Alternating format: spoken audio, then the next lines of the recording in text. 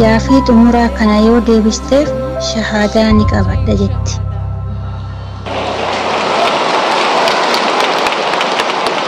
Hayyee dhiyeeffadhu. Gaafiin kiyya waa'ee barreeffama warra awaamaa irratti dubbisee wal qabata.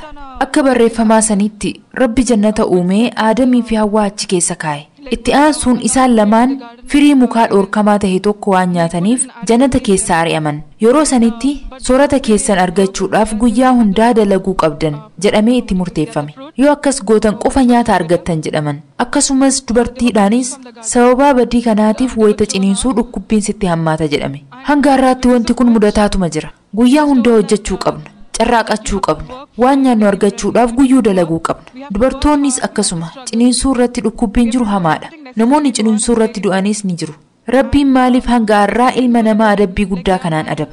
Rabbi ilma namaatiif dhiifama godhaa hin jiru. Nuti namoota birootiif dhiifama akka goonu wanti kun akkamitti fakkeenya nuuf ta'uu danda'a? Yoo dogongoriif na qajeelchi. Till date, they are like with the same punishment. How is it that it is an example for others to forgive other people when Allah Himself has not forgiven or guide me right? Sister asked a very good question. Obboleettiin gaafii gaarii gaafatte. Obbolii waan macaafa irraa dubbifte nu himte. Wanti ati amma jettu tun macaafa keessatti galmaa'ee jira. Aadamii fi Hawwaan nageenyi Rabbi isaan irraa jiraatu wayita jannata keessa turanitti ajaja Rabbii diiguu isaanii macaafa keessatti ibsamee jira. Macaafa keessatti seera uumamaa Jenesis boqonnaa 3:23 irratti Waaqayyo jara lamaan adabee jannata keessa isaan ari'uun ibsamee jira. Akkasumas macaafa seera uumamaa boqonnaa 3:16 irratti dubartiidhaan ammoo ajaja Rabbii cabsuu keetiif yeroo da'umsaatti ciniinsuu hamaan ilmoo deessa. Abbaa warraa keetiis ni hawwita jedhe. Kanaafuu akka macaafaatti ulfaa'uun dubartiidhaaf abaarsa. Waan macaafni jedhe dubbii ati Rabbi akkamitti dhiifama godhuu fi dhabee jiruun walii gala. Akka amantii kiristaanaatti rakkina kana hundaaf itti gaafatamtuu kan godhamte Hawwaadha. Nageenyi Rabbii isirraa jiraatu.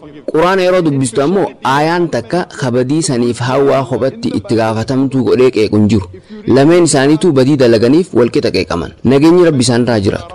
Quraana wayita dubbiftu akka suuratul Aaraaf suuraa 7 aayata 19-27tti Aadamii fi Hawwaan nageenyi Rabbi isaanirraa jiraatu ajaja Rabbi diiganii jiran. Lameen isaaniitu tawbaa gara Rabbii deebi'anii jiran.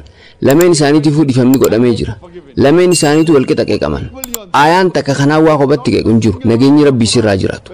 Haa ta'u malee Quraana keessatti suuratul Xahaa suuraa 20ffaa aayaa 121 irratti Aadamis ajaja Rabbii isaa didee dogongoree jedhamee ibsamee jira. Kanaafuu aayaan tokko Aadamiin alayhi salaam kophaatti baasee kan dubbate ni jira. Garuu akka waliigalaatti wayita xiinxallitee ilaaltu Quraanni lameen isaaniitu walqixa qeeqe. Macaafa keessatti garuu dubartii qofatu kophaa qeeqame. Sababa kanaaf Waaqayyo wayita ulfaa rakkina kee ni hammeessaa jaarsa kee yeroo hunda ni hawwita jedhamee barreeffame. Kanaafuu akka macaafaatti ulfaa'uun abaaramuudha. Quraana wayita dubbistu garuu ulfaa'uun abaaramuu miti. Ulfi inumaa sadarkaa dubartii ol fuudha. Quraanni suuraa Annisaa suuraa 4ffaa aayaa 1ffaa irratti Rabbi ittiin wal kadhattanii fi firummaa muruus sodaadhaa jedhe. Dabalataan suuratul Luqmaan suuraa 31ffaa aayaa 14ffaa irratti akkasumas suuratul Ahqaaf suuraa 46ffaa aayaa 15ffaa irratti namaaf haadhaa fi abbaa isaatti toluu dhaamnee jirra. Haati isaas dadhabbii dachaan isa baadhatte. Bakka kanatti Qur'aanni haadhaa fi abbaa kabajuu akka qabnu nu dhaamaa jira. Keessattuu haadha. Nabiyyiin keenya jaalatamaan Nabi Muhammad sallallahu alaihi wasallam Sahih Bukhaarii mujallada 8ffaa kitaaba adabaa boqonnaa 2ffaa hadiisa lakkoofsa 2 irratti akka ibsametti namni tokko gara isaaniitti dhufee addunyaa tanarratti namni haqa jabaa narraa qabu eenyu jee gaafate. Nabiin sallallahu alaihi wasallam haadha ta'eetii jaanii deebisan. Namichi deebisee isitti aanee hoo jee gaafate. Nabiinis haadha ta'eetii jaaniin. Namichi ammas irra deebi'ee achi booda hoo jee gaafate. Nabiinis irra deebi'anii haadha ta'eetii jaaniin. Namichi ammas irra deebi'ee achi booda hoo jee gaafate. Wayita kana nabiin sadarkaa 4ffaa irratti abbaa keetii jaaniin. Kana jechuun dhibbeentaan 75 yookaan ammoo 3/4ffaan jaalalaa haadha keetiif ta'uu qaba.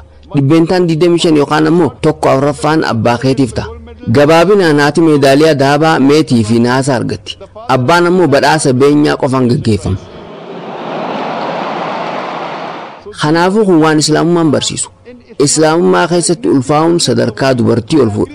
Dubbii Waaqayyo namoota kanneen eega dhiifama godhee sanyii isaaniin booda dhufoo maaliif adabaa kan jiru walii gala. Obbolii kun garaagarummaa Islaamummaa fi Kiristaanummaa jidduu jiru. Deebisaan siif kan si qubsee jira. Eeyyen sirritti. Islaamummaatti seenuu barbaaddaa? Eeyyen. Rabbi tokko ta'uu isaa amantaa? Eeyyen ni amana. Yesuus gooftaadha jettee amantaa? Lakki. Nabi Muhammad sallallahu alaihi wasallam nabiyyi xumuraa fi goolabbii ta'uu isaanii amantaa? Eeyyen ni amana. Namni islaamummaa akka fudhatu si dirqisiise jira? Hin jiru. Waan kana fedhii keetiin dalagaa jirta? Eeyyen. Ofumaa waan kanatti amantee seenaa jirta? Eeyyen. Namni maallaqa gubboo yookaan mattaa sii kenne jira? Lakki.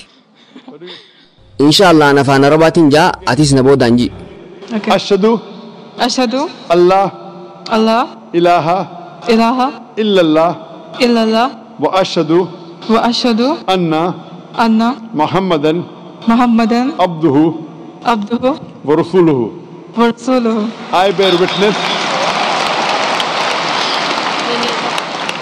Ani ragaan baha. Ani ragaan baha. Sunis haqaan gabbaramaan biraan jiru haqaan gabbaramaan biraa hin jiru. Allah malee. Allah malee. Akkasumas ani ragaan baha. Akkasumas ani ragaan baha. Sunis Nabi Muhammad Nabi Muhammad ergamaa fi gabricha rabbiiti. mashallah. You are a Muslim and I pray Maashaallah ati amma muslima taatee jirta. Rabbi subhaanahu wa ta'ala qajeelummaa akkasiif kennu sii kadha. Akkasumas maatii kee illee akka gara karaa qajeelummaa kanatti fiddu si gargaaru sii kadha. Addunyaa tanattii fi akhirattis waan gaarii akkasiif kennu sii kadha. Inshaallah rabbiin jannata siif haa hiru.